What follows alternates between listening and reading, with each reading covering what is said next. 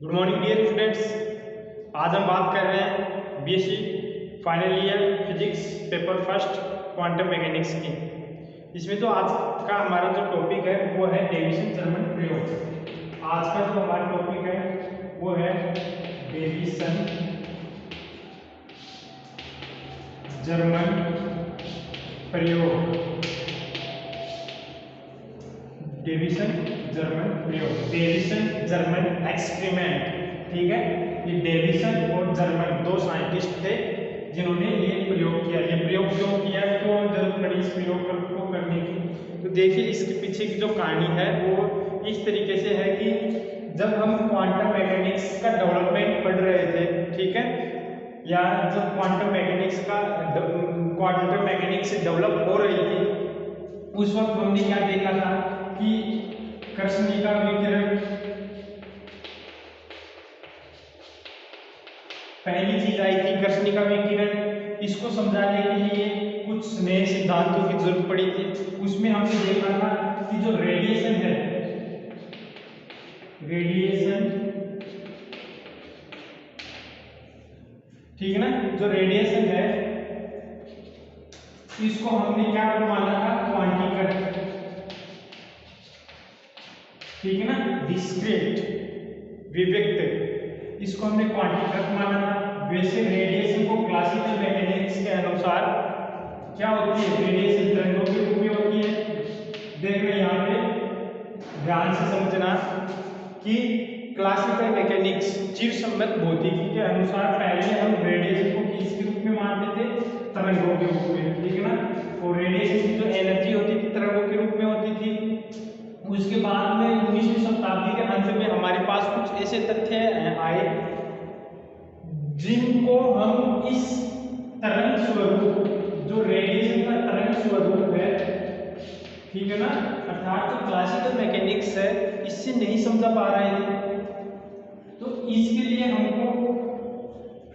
नए सिद्धांतों की, नए नियमों की, नए विचारों की जरूरत पड़ी, ठीक है। और नए विचारों में क्या आया कि जो रेडिएशन है इसको हमने क्वांटीकृत किया, ठीक है, और क्वांटीकृत करके हमने कृष्णिका विकिरण को समझाया। Photo electric effect, photo electric effect ये हमने देखा, ठीक है ना। फोटो इलेक्ट्रिक इफेक्ट में जो रेडिएशन है, इस रेडिएशन को हमने क्वांटीकृत माना, ठीक है ना, एक कण के रूप में माना, ठीक है, जिसकी जो एनर्जी थी E इक्वल टू एच में होती थी, फोटोन बोला, ठीक है। उसके बाद में जो कॉम्पटन इफेक्ट आया, कॉम्पटन इफेक्ट को समझाने के लिए हमने जो रेडिएशन है, रेडिएशन का कण स्वरूप यूज में लिया, ठीक है। तो यहाँ पे जो रेडिएशन है, ठीक है ना, जो रेडिएशन है, इलेक्ट्रोमैग्नेटिक जो वेव थी, इलेक्ट्रोमैग्नेटिक वेव थी, ठीक ना, विकिरण बोलते हैं इनको, जो विकिरण थी, इन विकिरणों को समझाने के लिए दो स्वरूप की आवश्यकता पड़ी। एक तो तरंग स्वरूप की और एक कण स्वरूप की, ठीक है ना। इन दोनों स्वरूप की, अर्थात बोर ने, जो बोर था, बोर साइंटिस्ट थे, ठीक है, उन्होंने अपने अस्पर्शदी सिद्धांत, कॉम्प्लीमेंट्रिटी सिद्धांत में, कॉम्प्लीमेंट्रिटी प्रिंसिपल्स में ये बताया कि जो विकिरण है, विकिरण की संपूर्ण विवेचना करने के लिए हमको विकिरण की तरंग प्रकृति और कण प्रकृति, इन दोनों के बारे में ज्ञात होना जरूरी है, ठीक है ना, तभी हम विकिरण की संपूर्ण विवेचना कर सकते हैं, ठीक है। तो इसके बाद में क्या हुआ, देखो कि यहाँ पे हमारे डे ब्रोगली आए, ठीक ना, डे ब्रोगली ये साइंटिस्ट थे, ठीक है, डे ब्रोगली, इन्होंने इस प्रकल्प, ये जो विकिरण का स्वरूप था, तरंग स्वरूप और कण स्वरूप, अर्थात द्वैत नेचर था विकिरण का, द्वैत प्रकृति, ठीक है ना, जो विकिरण की द्वैत प्रकृति थी, इस द्वैत प्रकृति को देखकर डी ब्रोगली ने परिकल्पना की। यहाँ पे ये सिर्फ परिकल्पना करते हैं, ध्यान देना, यहाँ से डे ब्रोगली ने यहाँ पे एक परिकल्पना की थी, सिर्फ कल्पना ही की थी, सोचा था कि जिस तरीके से विकिरण के लिए इसका विकिरण का संपूर्ण अध्ययन करने के लिए, विकिरण के बारे में संपूर्ण तरीके से विकिरण को बताने के लिए हमको तरंग स्वरूप, कण स्वरूप की आवश्यकता है। उसी प्रकार डे ब्रोगली कहते हैं यहाँ पे कि जो कण है, ठीक है ना, जो कण है, तो कण को भी हम दो तरीके से बता सकते हैं, एक तो कण स्वरूप से और एक तरंग स्वरूप से। एक तरंग स्वरूप से इन कणों को भी हम, इन कणों की विवेचना भी हम कण स्वरूप से, जो ऑलरेडी हम करते ही है मास पार्टिकल्स की, ठीक ना, कणों के रूप में, साथ साथ इनको तरंग स्वरूप में भी इनकी विवेचना हम कर सकते हैं। अर्थात जो कण होते हैं गतिशील कण, ये गतिशील कण अपने सहचारी एक तरंग रखते हैं जिसको हमने नाम दिया था द्रव्य तरंग। द्रव्य तरंग याद आ रहा होगा आपको, द्रव्य तरंग, ठीक है ना, matter wave, matter wave, matter wave, ठीक है ना, इसको हमने नाम दिया था मैटर वेव, द्रव्य तरंग। कि जो गतिशील कण है, इन गतिशील कण के सहचारी एक तरंग होती है जिसको हम द्रव्य तरंग बोलते हैं, ठीक है, और इसके संगत जो तरंग देखते थी, ठीक है ना, जो कण के गतिशील जो कण है आपका, गतिशील जो कण है, इसके सहचारी एक तरंग होती है जिसको हम द्रव्य तरंग बोलते हैं। और इस द्रव्य तरंग की जो तरंग दैर्ध्य होती है, तरंग दैर्ध्य वेवलेंथ जो होती है वो लैम्डा इक्वल टू h/p, ठीक है ना, ऐसा डे ब्रोगली ने परिकल्पना की थी, ठीक है, लैम्डा इक्वल टू h/p, जहां h जो है प्लैंक कांस्टेंट होता है और p जो है पार्टिकल्स का मोमेंटम होता है, ठीक है। और इस लैम्डा को हमने डे ब्रोगली तरंग दैर्ध्य बोला था, ठीक है। तो यहाँ पे एक तथ्य और आया हमारे सामने। अब वो तथ्य क्या आया, वो ये आया कि कणों के सहचारी एक तरंग होती है, ठीक है ना, तरंग जो गतिशील कण है, जो गतिशील कण है, इनके संगत एक तरंग होती है जिसको द्रव्य तरंग बोलते हैं। तो क्या ऐसा संभव है क्या, ठीक है ना, क्या ऐसा संभव है कि कणों की संगत एक तरंग होती है, तरंग हम मान सकते हैं, अर्थात इस पार्टिकल्स को पार्टिकल्स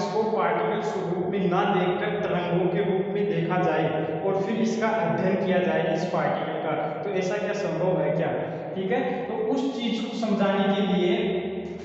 पहली बार जो एक्सपेरिमेंट हुआ, ठीक है ना, मतलब गतिशील कणों के साथ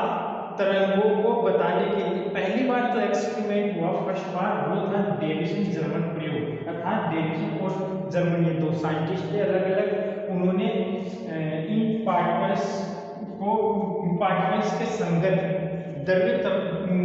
जो तरंग है, ठीक है ना, इनके अस्तित्व की जांच करने के लिए ये एक्सपेरिमेंट किया, डेविसन जर्मन प्रयोग, ठीक है। तो इस प्रयोग में ये क्या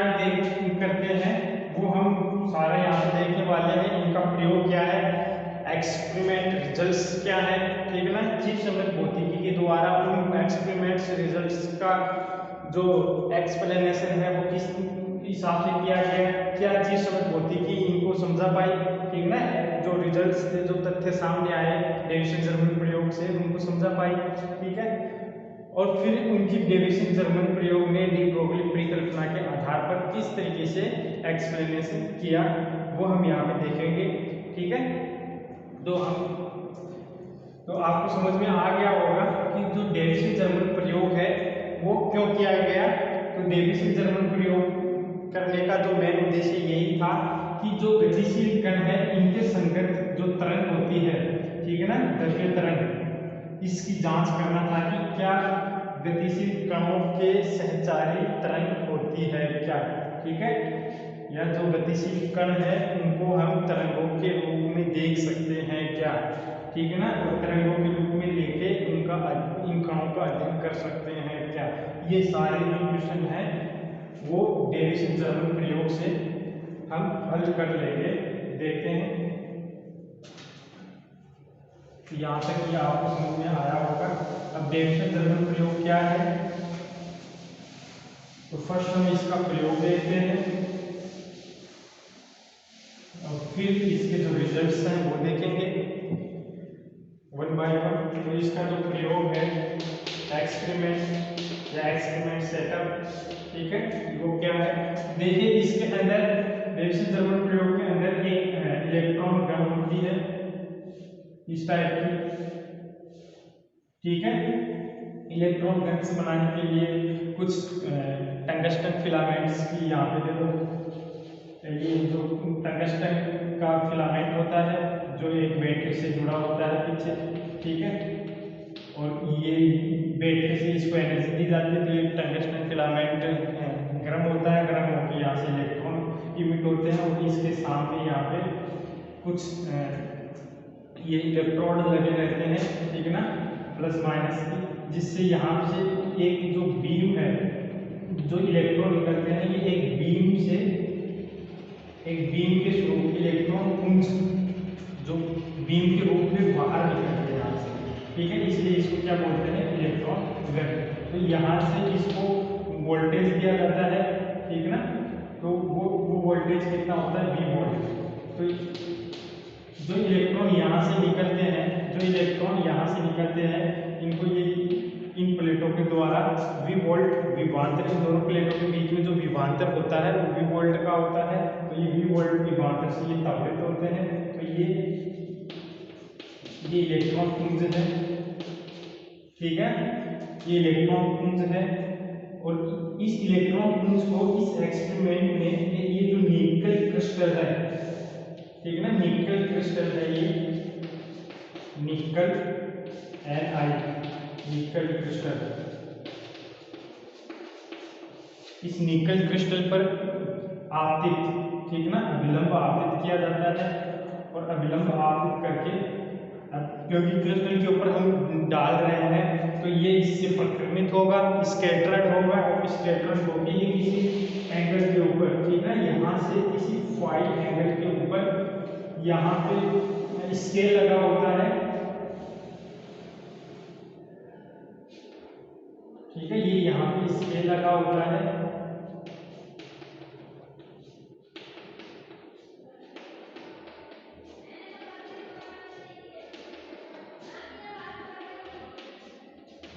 ये स्केल लगा होता है, और इस स्केल के ऊपर ये एक इलेक्ट्रॉन संसूचक, ठीक है ना, ये स्केल के ऊपर एक इलेक्ट्रॉन संसूचक ये होता है, इलेक्ट्रॉन संसूचक डिटेक्टर, ठीक है ना, जो इलेक्ट्रॉनों को प्रेक्षित करता है। तो इस इलेक्ट्रॉन संसूचक के द्वारा जो ये परिक्रमित इलेक्ट्रॉन किरण है, ठीक है ना, इनको यहां से डिटेक्ट कर लिया जाता है, और यहां से ये देखो, ये जो है इलेक्ट्रॉनों का यहाँ पे अलग अलग भिन्न भिन्न एंगल पर जो तीव्रता होती है यहाँ पे अलग अलग होती है, ठीक है ना। तो ये जो था एक्सपेरिमेंट सेटअप था इस तरीके का, तो यहाँ पे हम थोड़ा लिख लेते हैं इसके बारे में, ठीक है ना, एक्सपेरिमेंट सेटअप में क्या बोलता है, जिससे हमारे नोट्स भी साथ के साथ तैयार हो जाएंगे। तो ये है कि चित्र के अनुसार आप एक्सपेरिमेंट को यहाँ से देख देख के आसानी से लिख सकते हैं। चित्र के अनुसार डेविसन जर्मन डेविसन जर्मन प्रयोग में, चित्र के अनुसार डेविसन जर्मन प्रयोग में एक इलेक्ट्रॉन गन होती है, ठीक है ना। एक इलेक्ट्रॉन गन होती है,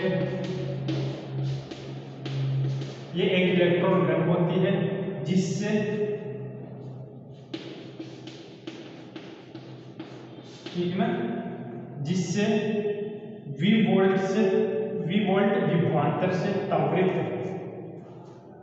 जिससे V वोल्ट विभवांतर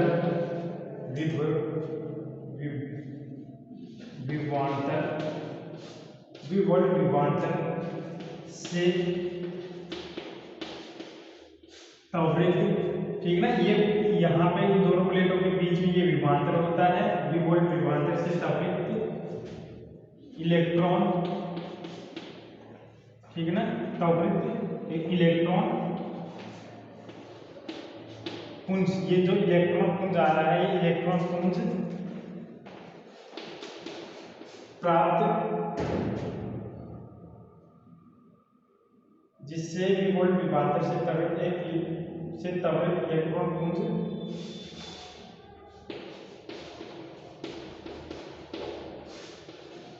निकलता है, जो कि ठीक है ना, इलेक्ट्रॉन पुंज निकलता है जो कि जो निकल क्रिस्टल है, ठीक है ना, जो कि निकल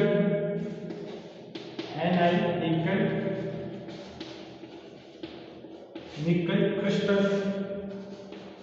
पर ये एकदम अभिलंब, ठीक है ना, अभिलंब 90 के ऊपर आपको होता है, अभिलंब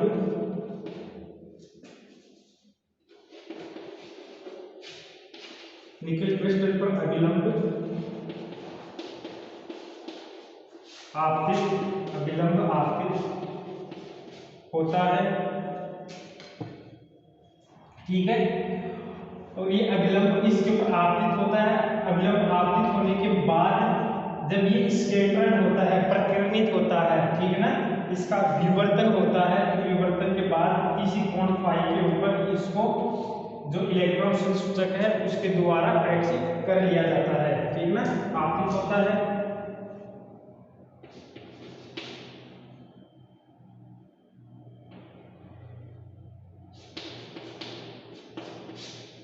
जिससे जो प्रकीर्णित अभिलंब आपतित होता है, जिससे प्रकीर्णित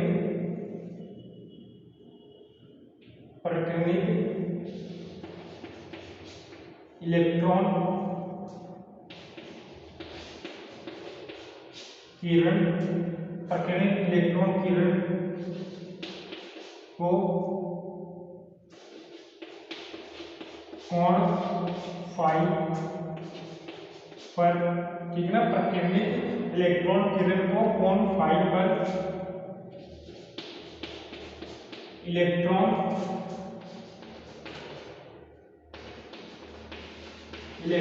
संसूचक द्वारा, ठीक है ना। एक काम और इसमें थोड़ा चेंज करके इसे लिख लेना कि जिससे प्रकीर्णित इलेक्ट्रॉन किरण को, यहाँ पे ये लिख लेना भिन्न भिन्न, ठीक है ना, भिन्न भिन्न कोण फाई पर इलेक्ट्रॉन संसूचक द्वारा प्रेक्षित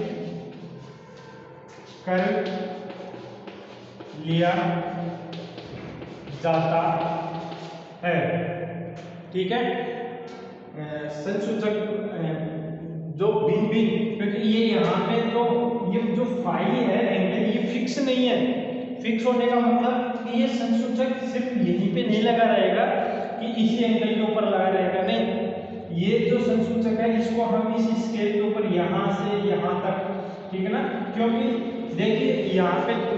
ध्यान देने वाली जो बात है वो ये है कि ये जो इलेक्ट्रॉन पुंज इस निकल क्रिस्टल के ऊपर डला, ठीक है ना, आपतित हुआ, तो ये आपतित होने के बाद ये तो है नहीं कि ये जो इलेक्ट्रॉन है वो इसी डायरेक्शन में जाएंगे, ठीक है ना, इसी डायरेक्शन में जाएंगे और यहीं पे हमको मिलेंगे। ये इसके ऊपर आपतित हुआ, ये है, देखो ये है, ये निकल क्रिस्टल है, इसके ऊपर लंबवत हम इलेक्ट्रॉन पुंज डाल रहे हैं। तो इसका मतलब ये तो है नहीं कि इलेक्ट्रॉन सिर्फ एक ही डायरेक्शन में जाएंगे, ठीक है। ये तो यहाँ पे डलने के बाद इधर भी जाएंगे, इधर भी जाएंगे, इधर भी जाएंगे, ठीक ना, यहाँ यहाँ यहाँ वापस ऊपर की तरफ भी, ठीक है ना, इधर भी। तो ये तो चारों दिशाओं में फैल जाएंगे, ठीक है। तो सभी दिशाओं में फैल जाएंगे, तो हम सिर्फ एक ही दिशा में तो इनको कैलकुलेट कर नहीं सकते और उससे पता नहीं लगा सकते कि भाई इलेक्ट्रॉन सारे इधर ही आ रहे हैं। तो ये हम यहाँ पे क्या करते हैं कि एक सिर्फ कुछ दूरी के लिए,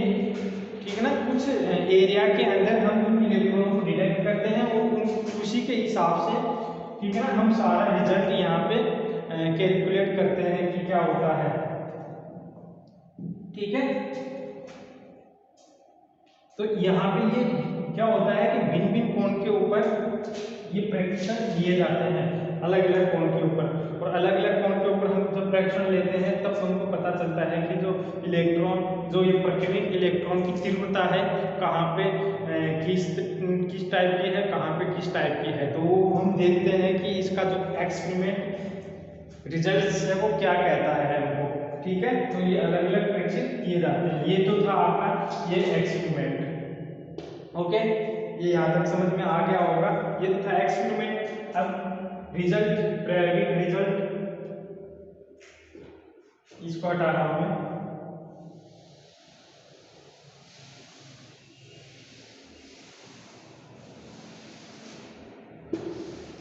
ठीक है। अब है प्रायोगिक रिजल्ट।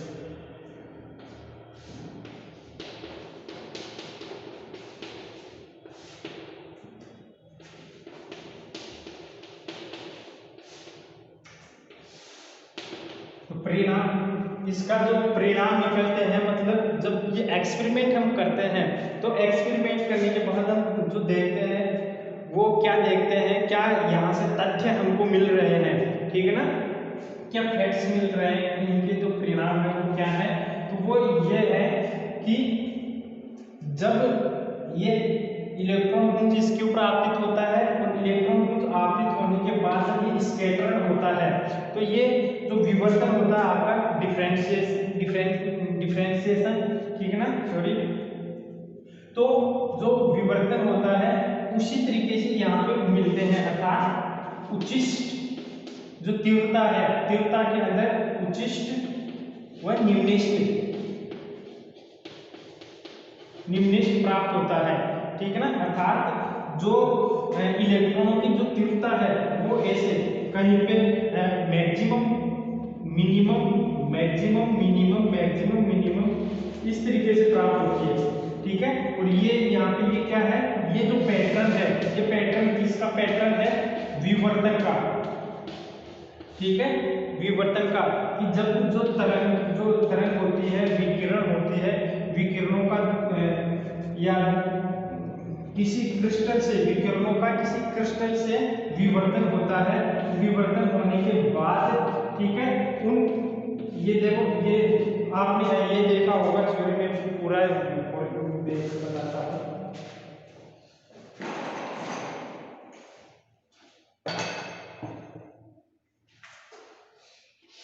आपने ये देखा होगा कि ये दो तरंगें आ रही हैं, दो किरण आ रही हैं, ठीक है ना, तरंगों के लिए, लाइट के लिए, और ये यहाँ से विवर्तित होके ये एक दूसरे के ऊपर अध्यारोपित होती है, ठीक है ना, इंटरफेरेंस करती है, व्यतिकरण करती है, और व्यतिकरण करने के कारण कहाँ पे इनकी इंटेंसिटी हाई होती है और कहाँ पे इनकी इंटेंसिटी लो होती है। आपने ये ऑप्टिक्स के अंदर इसका अध्ययन किया होगा, ठीक है। तो उस जब इंटेंसिटी हाई होती है तो हमको उच्चिष्ट प्राप्त होता है, ठीक है ना, और जब इंटेंसिटी लो होती है तो हमको निम्निष्ट प्राप्त होता है। तो सेम रिजल्ट जैसा यहाँ पे जो विकिरण के लिए प्राप्त होता है, ठीक है ना, लाइट के लिए प्राप्त होता है, सेम यहाँ पे जो पैटर्न प्राप्त होता है इलेक्ट्रॉन पुंज का वो सेम इसी तरीके का प्राप्त होता है। अर्थात आपने एक्सरे विवर्तन पढ़ा होगा, एक्सरे विवर्तन, ठीक ना। तो जैसा एक्सरे विवर्तन में जो पैटर्न मिलता है ना, सेम पैटर्न यहाँ पे मिलता है इन इलेक्ट्रॉनों का। यहाँ पे उच्चिष्ट और निम्निष्ट प्राप्त होते हैं, ठीक है।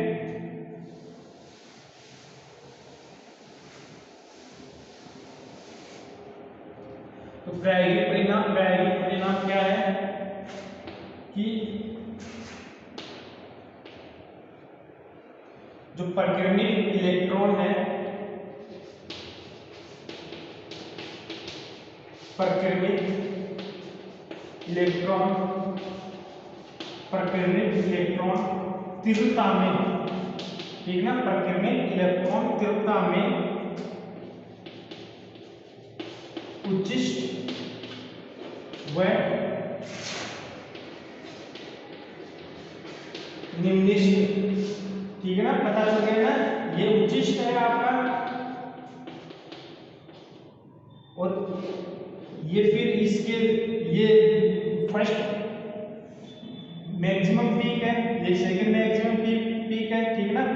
Primary secondary. और ये जो है निम्निष्ट, ये जो होते हैं निम्निष्ट बनते हैं, ये वाले, ठीक ना, ये निम्निष्ट होते हैं, ये निम्निष्ट होते हैं, ये उच्चिष्ट होते हैं और ये जो है ये निम्निष्ट होते हैं। इस तरीके से उच्चिष्ट व निम्निष्ट प्राप्त होते हैं, ठीक ना। पहला तो ये है परिक्रमित इलेक्ट्रॉन तीव्रता में, ये यहाँ पे ये आपतित है, ये परिक्रमित है, ठीक ना। तो परिक्रमित ये जो यहाँ पे इलेक्ट्रॉन तीव्रता है, इस इलेक्ट्रॉन तीव्रता में, ठीक ना, कहीं पे हमको इलेक्ट्रॉन की तीव्रता मैक्सिमम मिल रही है, कहीं पे इलेक्ट्रॉन की तीव्रता मिनिमम मिल रही है, ठीक ना। तो इस कारण से उच्चिष्ट निम्निष्ट प्राप्त होते हैं। तथा जो इलेक्ट्रॉन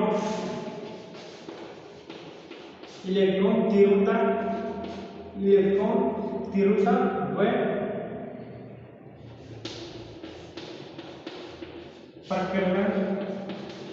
कोण, इलेक्ट्रॉन तीव्रता व प्रकीर्णन कोण, ठीक ना, ये जो है फाई, इसको प्रकीर्णन कोण बोलते हैं। प्रकीर्णन कोण में जो ध्रुवीय ग्राफ है, ठीक ना, ध्रुवीय, इसको पोलर बोलते हैं,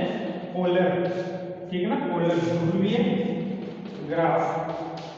निम्न प्राप्त होते हैं, निम्न प्राप्त होते हैं, ठीक ना। वो ये किस टाइप के प्राप्त होते हैं, देखिए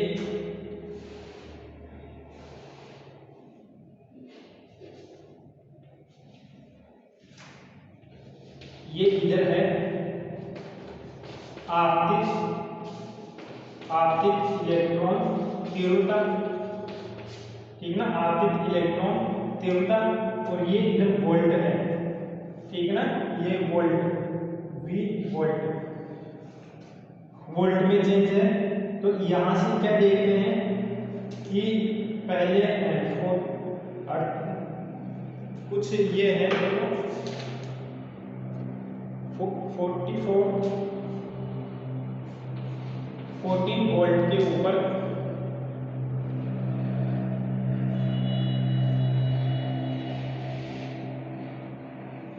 इस तरीके से,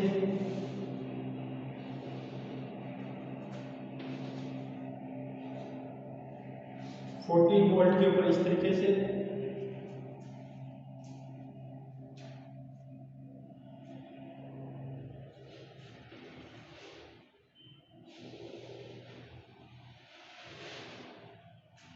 ये 48 वोल्ट,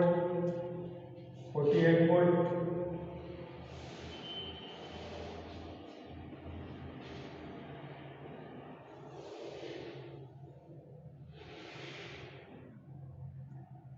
ठीक है, ये 54 वोल्ट, ये 54 वोल्ट,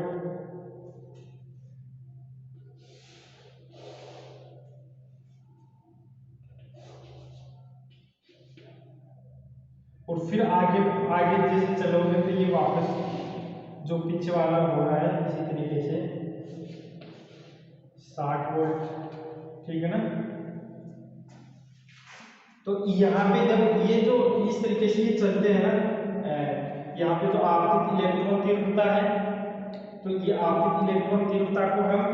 यहाँ पे वेरिएशन देते हैं, ये वोल्ट चेंज करते हैं और इस वोल्ट को चेंज कर करके हम यहाँ पे जो परिक्रमित इलेक्ट्रॉन तीव्रता के मध्य ग्राफ खींचते हैं। तो उसमें होता क्या है कि पहले जो उच्चिष्ट और निम्निष्ट बन रहे हैं, ठीक है ना, उनमें थोड़ा सा कम स्पष्टता है यहाँ पे, और यहाँ पे थोड़ा वोल्टेज और बढ़ाते हैं तो अच्छी स्पष्टता हो जाती है, ठीक है ना, मतलब आसानी से ये हमको नजर आते हैं। और जो ये 54 है, 54 वोल्ट के ऊपर, वोल्ट था 54 वोल्ट के ऊपर ये जो उच्चिष्ट है एकदम क्लियर उच्चिष्ट बनता है, और ये जो एंगल होता है फाई एंगल, ठीक है ना, ये 50 डिग्री के ऊपर होता है, 50 डिग्री के ऊपर, ठीक है। ये जो होता है 50 डिग्री होता है, अर्थात ये जो फाई एंगल होता है ना, इसको हम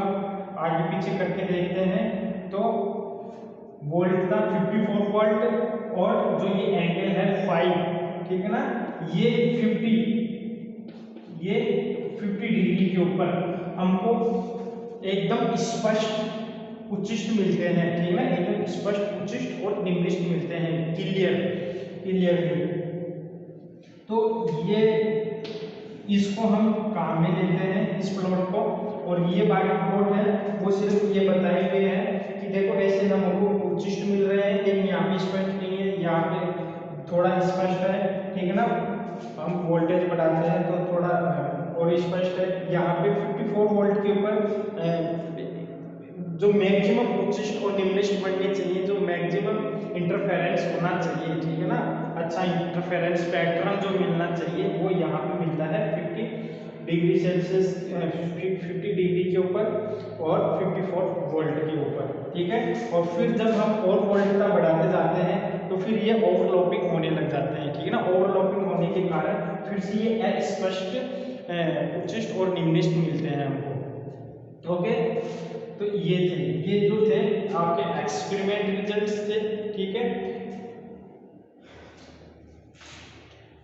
तो आज के लिए इतना ही, ठीक है। इसमें हम अब कल देखते हैं या नेक्स्ट लेक्चर में देखते हैं कि इसका चिरसमत भौतिकी के द्वारा किस तरीके से एक्सप्लेनेशन किया गया, और फिर उसके बाद में जो डी ब्रोगली परिकल्पना है, डेविसन और जर्मन के द्वारा इसका एक्सप्लेनेशन किस तरीके से किया गया, और इसी के साथ हम करेंगे कि एक तो सैद्धांतिक जो इलेक्ट्रॉन है, इलेक्ट्रॉन के सहचारी, ठीक है ना, एसोसिएटेड जो वेव है, मैटर वेव, उसकी हम वेवलेंथ निकालेंगे। एक तो जो थ्योरेटिकल और एक्सपेरिमेंटली दोनों वेवलेंथ निकालेंगे, और उनमें देखेंगे क्या समानता है, दोनों एक समान आ रही है या अलग अलग मिल रही है, ठीक है। तो आज के लिए इतना ही।